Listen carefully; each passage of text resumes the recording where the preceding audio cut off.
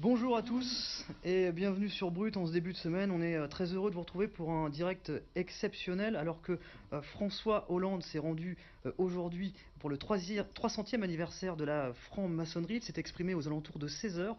Nous sommes avec Christophe Abbas qui est le grand maître du Grand Orient de France. Bonsoir monsieur Abbas. Bonsoir. Merci de nous accueillir dans votre bureau en direct donc sur Brut.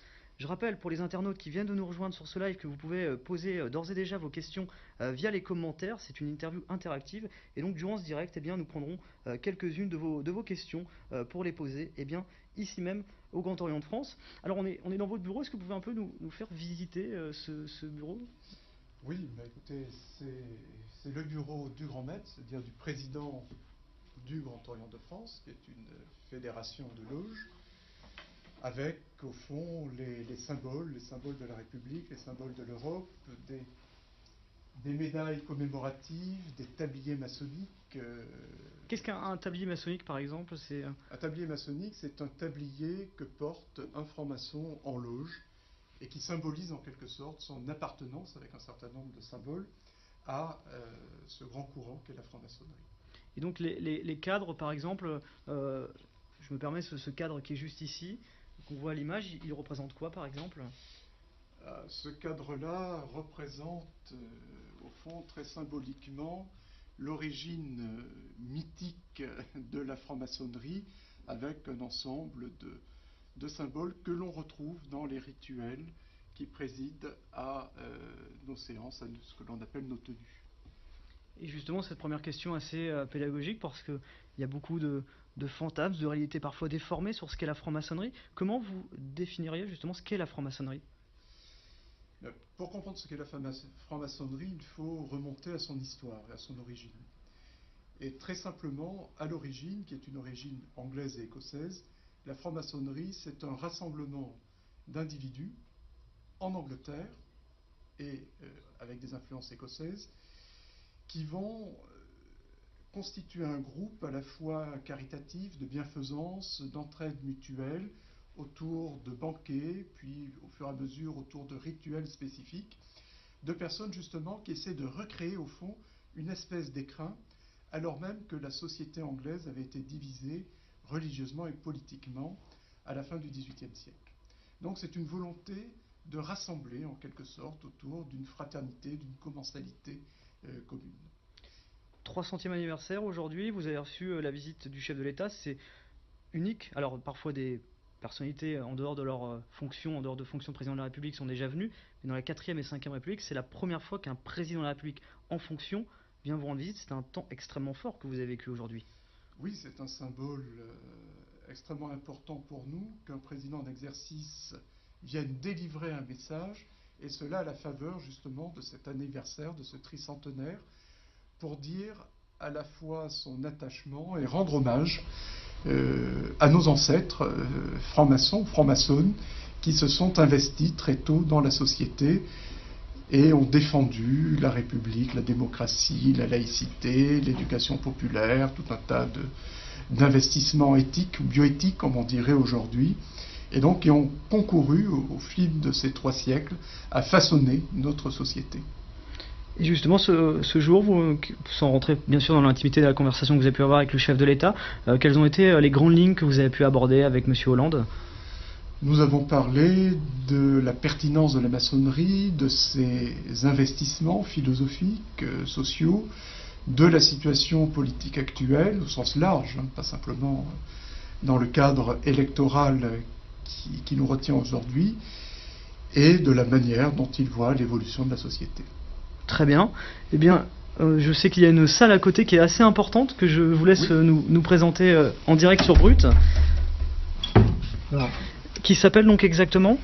C'est la salle du Conseil de l'Ordre, qui regroupe les 35 conseillers de l'Ordre, qui constituent le bureau national en quelque sorte, donc le bureau exécutif du Grand Orient de France, et qui siège une fois par mois en ce lieu pour faire le point sur les avancées administratives, les grands colloques que nous mettons en place, enfin, disons tout ce qui a trait à l'organisation de la vie de la franc-maçonnerie. Est-ce qu'il s'agit de personnalités? Comment est élu ce bureau ici?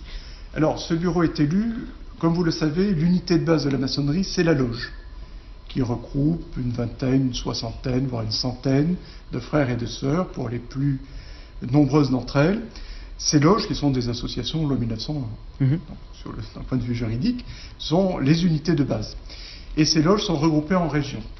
Chaque région élit un conseiller de l'ordre, et au total, 35 conseillers de l'ordre sont donc élus régionalement et constituent ce bureau exécutif avec le grand maître qui sera élu, et puis les officiers qui l'assistent, c'est-à-dire le trésorier, enfin, comme une association loi 1901, qui l'assiste dans l'exécution du mandat qui est le sien. Parce que vous, en tant que grand maître, vous êtes bénévole et Je suis bénévole, nous sommes tous bénévoles ici.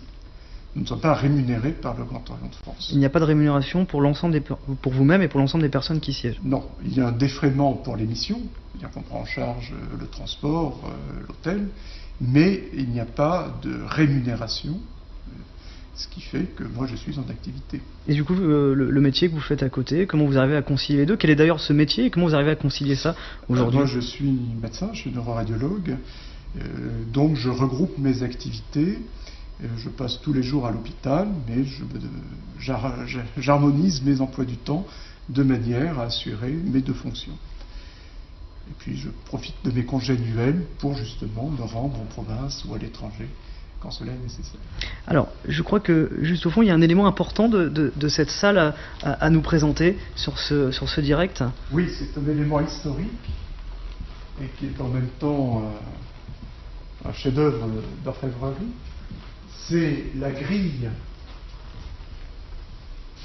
de l'entrée de cet hôtel, avant qu'il ne soit restauré, donc en fer forgé, avec un certain nombre de symboles maçonniques, et qui gardait l'entrée du Grand Orient de France, et qui, ici, rappelle en quelque sorte cet hôtel particulier originel.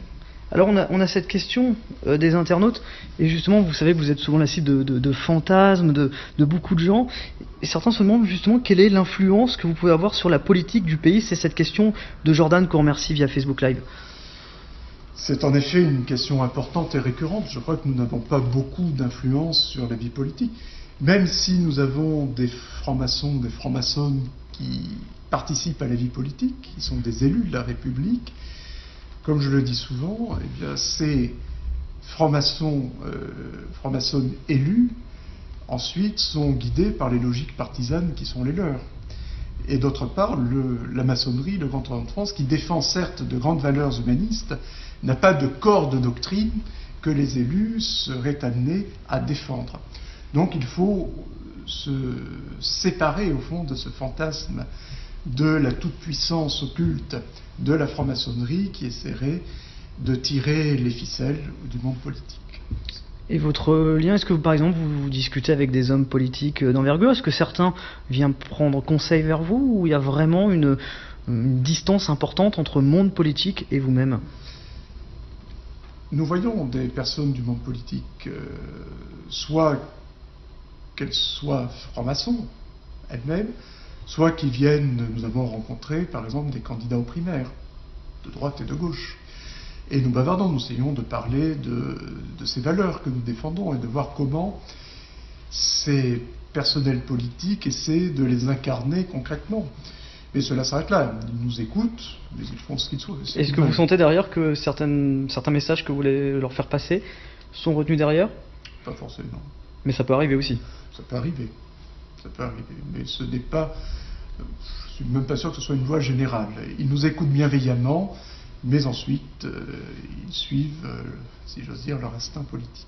Et est-ce que vous comprenez le tabou qu'ont ces hommes politiques à se revendiquer d'être franc-maçon? C'est qu'aujourd'hui, c'est extrêmement rare d'entendre un homme politique qui va dire « moi je suis franc-maçon », alors que d'autres vont dire « je suis chrétien » ou etc. etc. Pourquoi? Ben justement, à cause de cette fantasmagorie paranoïaque et complotiste qui sévit hélas sur le web, mais pas simplement, parce que cela date, ça a au moins 3 siècles, la maçonnerie a 3 siècles, et ça fait 3 siècles qu'on suspecte la maçonnerie d'être une source éventuelle de complot, de rébellion, enfin, de tous les maux qui mineraient la vie politique. Et donc, s'ils disent qu'ils sont francs-maçons, je pense qu'ils ont peur de s'aliéner une partie de leur électorat et de devenir la cible innocente, eh bien, de ces invectives complotistes complètement paranoïaques. Et le complotisme, est-ce qu'il n'est pas venu à un moment du fait qu'il y avait une certaine opacité autour des francs-maçons, du fait qu'on en parlait? C'était difficile de savoir qui était derrière, comment ça se passe. On a l'impression que c'est quand même très récent, le fait d'avoir une aussi grande ouverture pour comprendre ce que c'est, pour voir qui est derrière. Et c'est peut-être du fait de votre communication aujourd'hui que vous avez à casser certaines barrières, certaines idées reçues. Oui, vous avez certainement raison. Il y a une extériorisation plus forte de la maçonnerie. D'abord parce qu'elle est impliquée dans les débats sociaux, ensuite parce qu'en effet elle n'a rien d'occulte, elle est discrète sur son fonctionnement et secrète simplement dans le secret, ce que j'appelle le secret initiatique. C'est-à-dire que lorsqu'on découvre des rites et des symboles, on en perd la texture émotionnelle, le vif de la découverte si on suit un rituel que l'on connaît déjà par cœur. Ça n'a pas de sens. Donc c'est cela le secret initiatique. Mais malgré tout, très très tôt, dès la fondation de la maçonnerie, et notamment sur le continent, ce qu'on va appeler la maçonnerie latine, dans les monarchies absolutistes, par exemple la France, eh bien, en effet, le gouvernement, la monarchie dans un premier temps, va voir des hommes se rassembler un petit peu discrètement, de surcroît sur un modèle qui est issu de l'Angleterre, ennemi juré de la France, et vont craindre en effet qu'il ne fomente quelques complots contre la monarchie. Et d'autre part, l'Église va aussi voir d'un mauvais œil cette franc-maçonnerie parce qu'elle met à égalité, au fond, un certain nombre de confessions, l'anglicanisme, l'origine anglaise, l'anglicanisme, le protestantisme, le catholicisme, la libre pensée, si j'ose dire, le judaïsme qui va rentrer ensuite. Il y a aussi une maçonnerie musulmane qui va... Donc cette question, par exemple, je rebondis dessus, cette question d'Anthony Monroe via Facebook Live, est-ce que toutes les religions sont acceptées en maçonnerie? Bien sûr, bien sûr. Sont acceptées toutes les religions, l'absence de religion, l'athéisme, ou une espèce de théisme, l'agnosticisme, sans religion particulière. Et donc cette question également de Stéphane, combien de types de loges différentes existent-ils? Est-ce que c'est séparé par religion ou il y a une seule et unique loge? Non, il y a une seule et unique loge. C'est-à-dire les frères et les sœurs qui adhèrent en loge viennent avec des horizons, des croyances religieuses, ou des absences de croyances religieuses différents. Ce qui fonde l'unité de la loge, c'est à la fois cette croyance que le rituel et ses symboles peuvent avoir une pertinence comme travail sur soi et comme fédération collective des membres, et que cela peut aider la réflexion.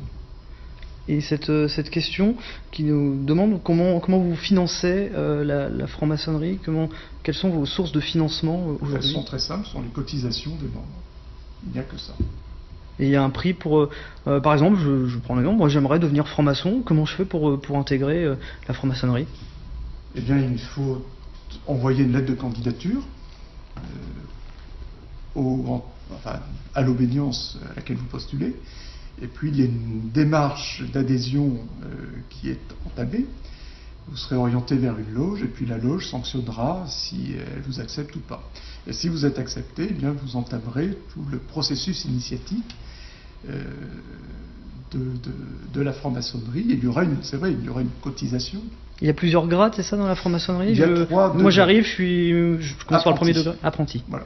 Il y a 3 degrés dans les loges bleues traditionnelles, c'est apprenti, compagnon, maître. Après, il y a d'autres grades supérieurs en quelque sorte, mais c'est une autre démarche maçonnique qui peut se continuer avec des rites différents. Mais ce sont vraiment l'unité de base, là encore, cette loge, qu'on appelle loge bleue, renferme ces 3 degrés. Et pour m'accepter, on fait une enquête sur mon passé, on essaie de comprendre si j'ai un casier judiciaire, les différents travaux que j'ai pu faire durant mon passé. Oui, on essaie de savoir qui vous êtes. Alors, on demande un extrait de casier judiciaire, pour éviter les dérives. Ensuite, il y a 3 enquêteurs qui sont dépêchés auprès de vous pour cerner un petit peu qui vous êtes, quel est votre parcours, quelles sont vos convictions philosophiques, religieuses, politiques au sens large, pas forcément partisan, mais comment vous voyez la vie politique de la cité. Et pour les savoir, donc quelqu'un me reçoit, j'en discute avec lui directement, Oui. de ma vision de la société, Oui. de ce que j'ai pu faire dans ma vie. Oui. Et c'est à ce moment-là, après derrière, qu'on va voir si je suis accepté ou non. Alors, après que ces enquêtes ont été faites, vous êtes convoqué dans la loge pour répondre à un certain nombre de questions. Les enquêtes ayant été lues préalablement à l'assistance, et puis un vote sanctionnera si la loge accepte de vous accueillir ou non. Très bien. Je sais que vous êtes beaucoup sollicité depuis ce matin par les médias. Si vous voulez, on peut s'asseoir dans votre bureau.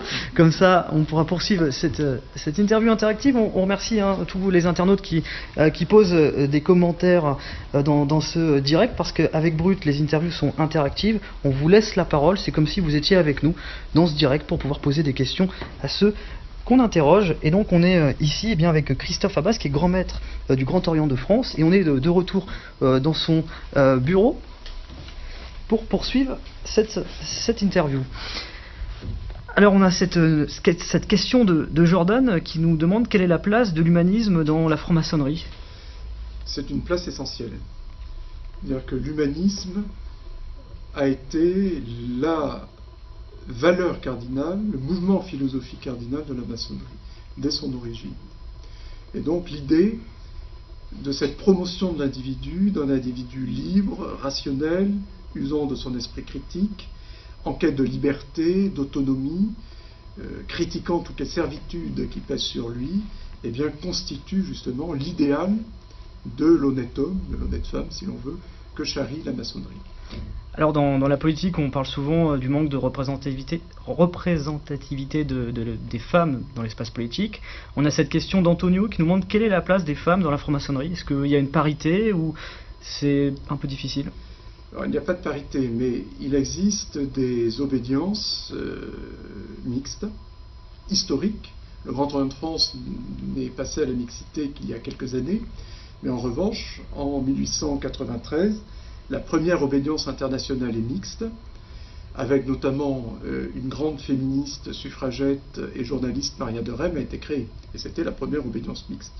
Ensuite, en 1952, la Grande Loge féminine de France s'est constituée, qui elle est exclusivement féminine, et il existe tout un ensemble de loges respectables, mais un peu moins nombreuses, qui sont également mixtes.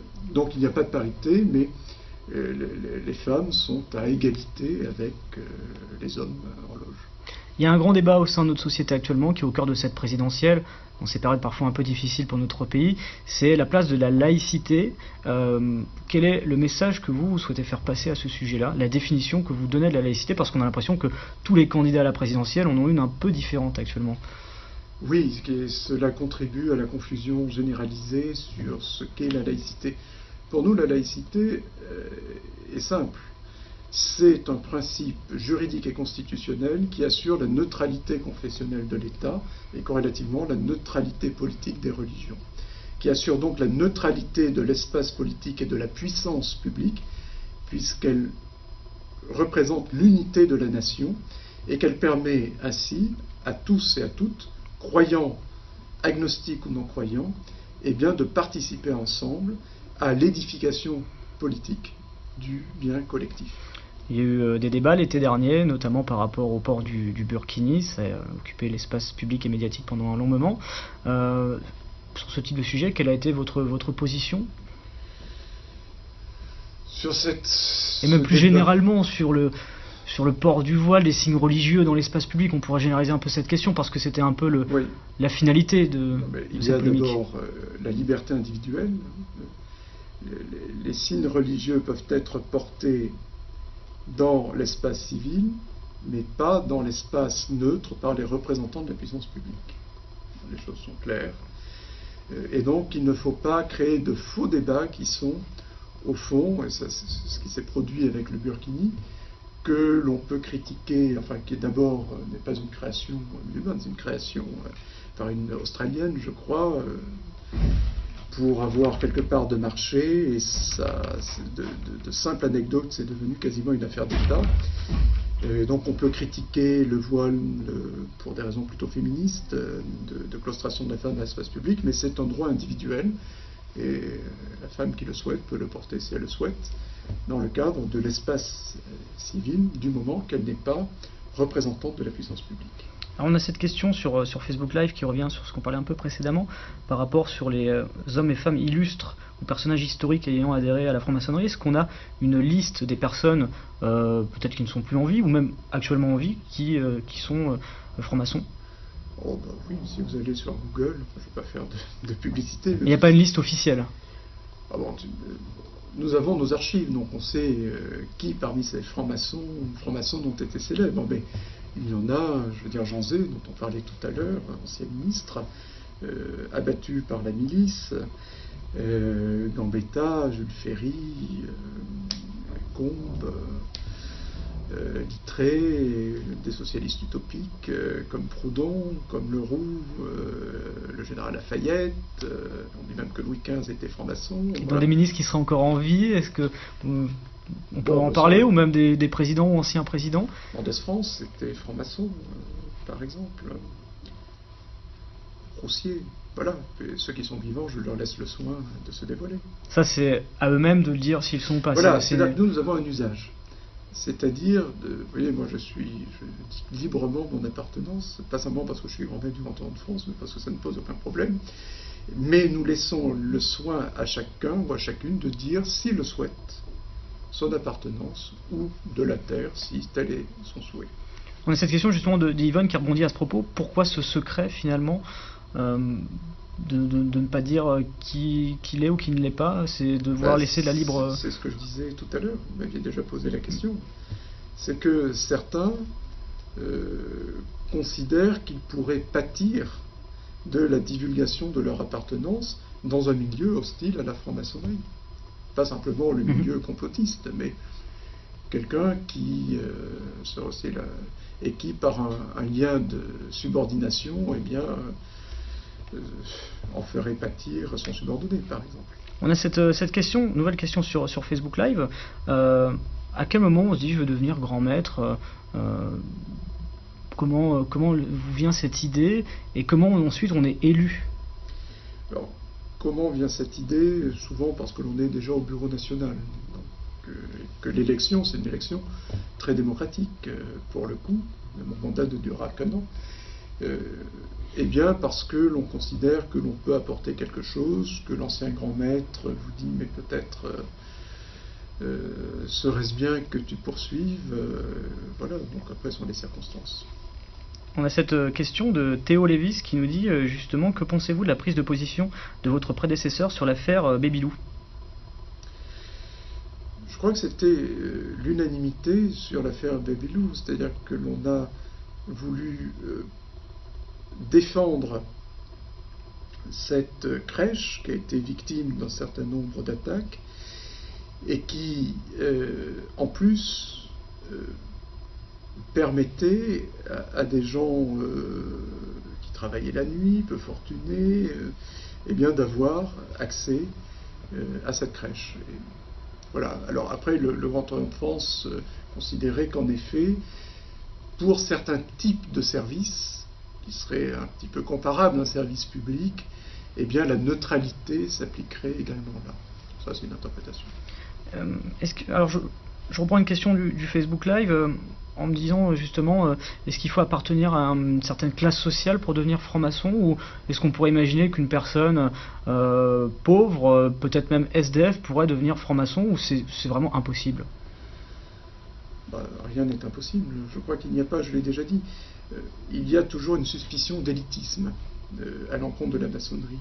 Mais il n'y a pas d'élitisme de fait, il n'y a pas de volonté délibérée d'exclure un certain nombre de classes sociales. C'est vrai que le mode de recrutement favorise de recruter dans son environnement social. Et donc cela crée en effet un biais d'échantillonnage.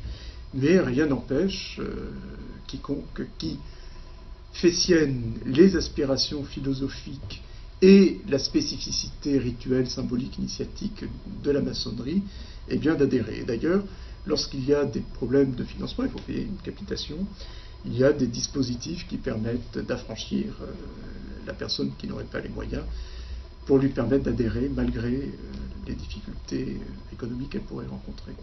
On a cette question de Ben, toujours sur Facebook Live, qu'on remercie, qui nous demande les positions que vous avez défendues ou prônées dans la franc-maçonnerie qui ont réussi à aboutir dans l'espace démocratique. Est-ce que vous avez des exemples de prises de position qui ont abouti à quelque chose? Alors, les francs-maçons ont aidé à un certain nombre de mouvements. Au XIXe siècle, c'est le suffrage universel, la révolution de 1848, c'est l'avènement de la République dans les années 1870, c'est l'éducation populaire, ce sont l'enseignement laïque, gratuit et universel, c'est évidemment la loi de 1905, mais c'est aussi le planning familial, l'IVG. Même si là c'est encore un combat, mais mourir dans la dignité, par exemple, l'abolition de la peine de mort. Voilà des combats qui ne sont pas proprement parlé spécifiquement maçonniques, mais où les francs-maçons ont largement participé. Par exemple, mourir dans la dignité, quelle est la position que vous avez? C'est une assistance aux personnes qui seraient en fin de vie? Oui, c'est une assistance. D'abord, généraliser l'accès aux soins palliatifs, bien évidemment, et permettre à ceux qui le souhaitent de partir dans la dignité. Par rapport à l'IVG, par exemple, autre question, ce que vous avez prôné, on sait qu'aujourd'hui encore, en 2017, on a des personnes qui veulent remettre en cause cela. Oui, ça c'est leur liberté de conscience, hein. Ils défendent, même s'ils ne sont pas d'accord, c'est la démocratie, ils l'expriment, mais nous pensons que c'est la liberté des femmes de gérer leur destin, ce destin-là. Et est-ce qu'on peut devenir franc-maçon et avoir des positions contraires face à cela? Parce que chacun dans la société a des points de vue différents sur certains sujets. Est-ce qu'on peut par exemple, j'imagine, être contre l'IVG et devenir franc-maçon? Ou est-ce que si j'expose cette thèse durant l'entretien que je pourrais avoir, ce serait un peu éliminatoire? Ça dépend de l'appréciation des loges, mais nous ne sommes pas d'accord sur tout, bien évidemment. Donc il peut y avoir des points de discorde, tant que cette discorde-là ne remet pas en cause les grandes valeurs qui sont les nôtres. Donc si vous êtes pour un régime extrémiste, autoritaire, raciste, xénophobe, vous aurez du mal à rentrer en franc-maçonnerie. Il faut un certain type de pensée alors déjà de base, ou est-ce que au final ça doit être représentatif de la démocratie avec tous les points de vue qu'on peut avoir à l'intérieur, d'extrême gauche comme d'extrême droite et toutes les sensibilités que ça peut donner? Non, ce sera difficile. Vous voyez, c'est l'histoire qui a aussi marqué cette divergence avec l'extrême droite. Donc pour nous, il n'est pas compatible d'être à l'extrême droite et d'être au Grand Orient de France. Je m'exprime au nom du Grand Orient de France, mais la maçonnerie en général. Le Front National a les possibilités d'accéder à la présidence de la République. Oui. Est-ce que pour vous, ça aurait une influence par rapport à vos activités? Est-ce que c'est une crainte pour l'avenir? Écoutez, j'espère que nous n'y parviendrons pas, nous aviserons le moment venu. La franc-maçonnerie ne soutient pas un candidat en particulier? Non. Voilà, vous n'allez pas dire on a une sensibilité, je ne sais pas moi, pour Emmanuel Macron ou pour Benoît Hamon par exemple. Non, mais la franc-maçonnerie, ce n'est pas une organisation politique. Elle réfléchit évidemment aux grands sujets politiques, mais elle n'est pas une association partisane, d'abord parce qu'il y a quasiment toutes les sensibilités. Et dans les idées, il peut y avoir quelques idées qui peuvent se rapprocher d'un candidat plus qu'un autre, peut-être éventuellement? Oui, mais ça c'est l'affaire de chacun, mais c'est pas l'affaire de l'obédience. Donc ça, il n'y a pas d'orientation donnée de votre part sur quelque candidat que ce soit, et on ne parle pas de nom de candidat quand on se réunit? On peut parler de candidats, mais ça reste là encore à l'appréciation individuelle. Il n'y a pas de position majoritaire, obédientielle, qui dirait tel ou tel candidat est souhaitable. Cette question sur Facebook Live de Noël, qu'avez-vous pensé du documentaire de Serge Moati sur la franc-maçonnerie? Oui, en plus j'étais dans le débat, enfin, même si c'est une rediffusion, parce qu'il avait déjà... Écoutez, moi je trouve que d'abord c'est un cheminement personnel de Serge Moati, il retrace aussi son histoire, mais illustre de manière, je trouve, intéressée et sensible ce qu'est le parcours maçonnique. Votre vision de la France en 2017, dans cette époque où on a vécu des attentats terroristes, où le chômage est à un niveau assez important, comment réussir à refaire partir la France positivement dans cette époque où beaucoup doutent? Oui, c'est une France inquiétée, meurtrie parfois. Je crois qu'il faut réformer la politique. Je crois, et réformer les hommes et les femmes politiques. Et comme je l'ai dit, réformer peut-être leur cadre mental pour penser autrement qu'ils ne font.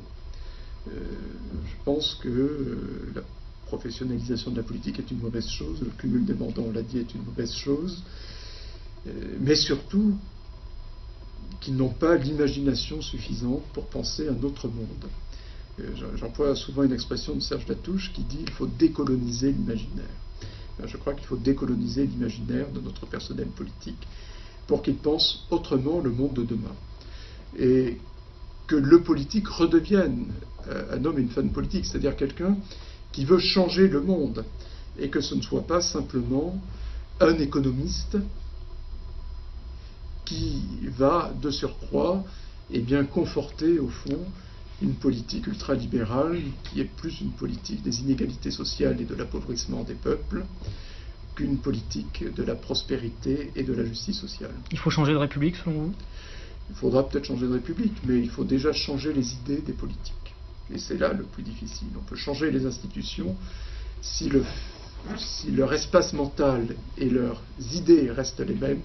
Alors, institutions changées ou même institutions, ce sera toujours la débâcle des idées. Et quelle serait la personnalité idéale pour, justement, selon vous, parce que vous dites justement que c'est une question d'idées, de personnalité, c'est quoi la personnalité idéale finalement pour être un bon président ou une bonne présidente de la République? C'est pour les élections de demain, quelqu'un d'imaginatif, de courageux, de critique, d'autocritique, et qui a vraiment à cœur le bien collectif, et qui puisse remettre en cause, au fond, les certitudes qui sont les siennes. On a cette question de Grégoire qui nous dit « Que diriez-vous à un non-initié pour qui la maçonnerie est un mystère, pour le convaincre d'intégrer la maçonnerie ?» Est-ce qu'on essaye de convaincre quelqu'un? Non, généralement on n'essaie pas de convaincre. Ce sont souvent dans les rapports et les échanges interpersonnels. Souvent le recrutement c'est du parrainage. Et donc c'est dans les échanges, au fond, que l'on amène à penser quelqu'un ou quelqu'une que l'on penserait qu'elle pourrait suivre ce parcours initiatique, qu'il y a une certaine connivence intellectuelle, philosophique, qui lui permettrait d'être bien en maçonnerie. Donc c'est plutôt dans cette confiance intellectuelle que les choses peuvent se faire. Donc la démarche, elle est plutôt la personne qui va venir vers vous, ou l'inverse est aussi possible? À la faveur des colloques publics, des réunions, on va vers les autres. Donc on parle de la maçonnerie. Quand je parle du tricentenaire de la maçonnerie, j'essaie d'expliquer rapidement ce qu'elle est, précisément, mais ce qu'elle est. Et cela peut amener des interrogations, peut amener des aspirations, et c'est ainsi que les choses s'enclenchent. On a cette question d'Alphonse qui nous parle de l'intérêt général. Est-ce que le souci du bien-être humain, c'est avant tout de se soucier de celui des marchandises, peut-être? C'est-à-dire, par exemple, cette question, donc le souci du bien-être humain, avant de se soucier de celui des marchandises, peut-être. C'est-à-dire de penser d'abord au côté humain avant de celui des intérêts financiers ou des marchandises. Absolument, mais je pense qu'hélas, dans la société aliénante qu'est la société capitaliste aujourd'hui, qui atomise la société, qui rend les gens indifférents les uns aux autres, la maçonnerie, modestement, mais contribue à recréer justement un espace hors de cette marchandisation, hors de ce que disait Marx, de ce fétichisme de la marchandise, où l'on crée du lien social, où l'on réfléchit ensemble, dans un espace de dialogue démocratique, autour de repas, autour d'émotions communes. Je pense, et c'est pour cela que je dis souvent que la maçonnerie est une contre-société. C'est-à-dire qu'elle est une contre-société au regard de sociétés atomisées, aliénées de nos sociétés. On ne se soucie pas assez de l'humain en quelque sorte? Absolument. Et là, nous replaçons l'expérience humaine au cœur de notre vivre ensemble. Cette question de Jordan qui nous demande pourquoi Orient? Pourquoi il y a le terme Orient? votre intitulé. Grand Orient, ça s'opposait déjà à la Grande Loge, parce qu'avant d'être nommé en 1773 Grand Orient de France, c'était la Grande Loge de France, qui rappelait la Grande Loge unie d'Angleterre, et puis parce que dans le corpus historique mais mythologique de la maçonnerie, l'Orient joue un rôle particulier. Damien qui nous demande si vous êtes pro-Europe. Nous sommes pro-Europe, mais pas pour une Europe technocratique et ultralibérale. La vision par rapport à Donald Trump aux États-Unis et sur ses premières semaines de mandat, quelle vision vous avez à ce sujet-là? C'est un peu catastrophique, et puis il va trahir, au fond, les classes populaires qui ont voté pour lui. On l'a vu dans ses nominations. Et ce qui est encourageant, c'est que la société américaine résiste. Et vous avez des contacts à l'étranger? Est-ce que la franc-maçonnerie, c'est une question assez basique? Est-ce que la franc-maçonnerie, c'est quelque chose simplement de français ou c'est quelque chose d'international? Et est-ce qu'on a des contacts avec d'autres pays? Bien sûr, la franc-maçonnerie est mondiale, entre guillemets. Avec une maçonnerie dite régulière anglo-saxonne, reconnue par la Grande Loge unie d'Angleterre, qui est la première Grande Loge, mère de toutes les loges, écrit-elle, et les obédiences dites latines, libérales, qui existent aussi de par le monde. Et nous avons des loges à la fois du Grand Orient de France à l'étranger, et puis nous entretenons des relations d'échange, des relations cordiales avec les autres grandes loges, grands Orients, de par le monde. On a cette question de Luc qui est assez directe et assez franche, qui nous demande, est-ce une secte? Non, c'est pas une secte. Une secte, c'est un lieu de manipulation mentale et d'abus de l'état de faiblesse des personnes qui y rentrent, souvent avec extorsion de fonds. Et comme l'on dit souvent, il est facile de rentrer dans une secte et difficile d'en sortir. Au Grand Orient de France ou en maçonnerie, c'est l'inverse. Il est peut-être un peu difficile d'y rentrer, mais l'on en sort dès que l'on veut. Et votre rapport avec le monde médiatique en général, avec la presse, avec les journalistes, c'est difficile, c'est assez ouvert? Ça dépend des journalistes. Nous échangeons, nous essayons de transmettre des messages, de dire qui nous sommes. Et des journalistes nous y aident. D'autres sont plus réticents, pour des raisons qui leur sont propres, hélas pour eux. Cette question de Hamza, est-ce que la franc-maçonnerie fait gagner de l'argent? Est-ce qu'en devenant franc-maçon, je peux gagner de l'argent? On en perd plutôt déjà par la cotisation. Et comme vous on peut dire à combien elle est cette cotisation? Ça dépend des loges, et ça dépend des obédiences. Moi je peux vous dire, pour ma loge, elle est de 400 € par an. D'accord. Voilà. Avec une partie pour l'obédience, une partie pour l'organisation de vie de la loge. Et ça peut monter jusqu'à combien du coup? Ça peut monter très haut? Peut-être 400 €, peut-être 500, je ne sais pas. Je suis pas au courant de toutes les cotisations. Mais il n'y a pas de source de revenus derrière. C'est-à-dire, je suis franc-maçon, je vais jamais gagner un centime en le devenant. Ah bah non, vous en perdez. Voilà, ça répond à cette question parce que vous voyez beaucoup de curiosité via les questions des internautes. Cette question de Piotr qui nous demande quels sont les outils de la franc-maçonnerie pour lutter justement contre l'ultralibéralisme. Écoutez, je crois déjà, c'est ce que je disais, il faut décoloniser l'imaginaire. Donc il faut donner des visions de la société alternatives. Par exemple, moi j'ai fait venir un certain nombre d'économistes qu'on appelle de l'école de la régulation, donc ce sont des économistes qui se réfèrent à Schumpeter, à Marx et à John Maynard Keynes par exemple. C'est des gens comme Michel Aglietta, André Orléans, Henri Sterdignac et d'autres. J'ai fait venir Anselm Job de l'école de la critique de la valeur qui est totalement anticapitaliste. J'ai vu Bernard Friot pour le revenu universel que j'ai invité. Donc voilà, donc nous, c'est déjà donner l'espérance qu'on peut voir et que l'on peut concevoir le monde économique différemment. Il y a des alternatives. Et c'est ce que, au fond, le battage médiatique, le battage des partis traditionnels ne permet plus de concevoir. On veut nous convaincre qu'il n'y a pas d'alternative à cette déshumanisation ultralibérale des choses. Bien, nous essayons de sortir de ces sentiers battus. C'est toute dernière question avant de conclure ce direct. Je prends cette question notamment de Vincent qui nous demande comment expliquez-vous le succès du GOF par rapport aux autres grandes loges françaises? Bien, chaque obédience recrute ou attire en fonction de sa sensibilité, de son type de parcours initiatique, de sa philosophie. Le Grand Orient de France, je crois, ce qui fait son attractivité, c'est que c'est à la fois une obédience initiatique, avec un contenu spirituel, et surtout une grande ouverture d'esprit, politique, philosophique, même scientifique, j'y tiens, la science, ça fait partie de la culture, et donc un abord des sujets contemporains. C'est-à-dire qu'on ne reste pas simplement sur la considération symbolique, ésotérique, sur l'histoire, mais nous nous ouvrons aux grandes problématiques qui traversent aujourd'hui la société.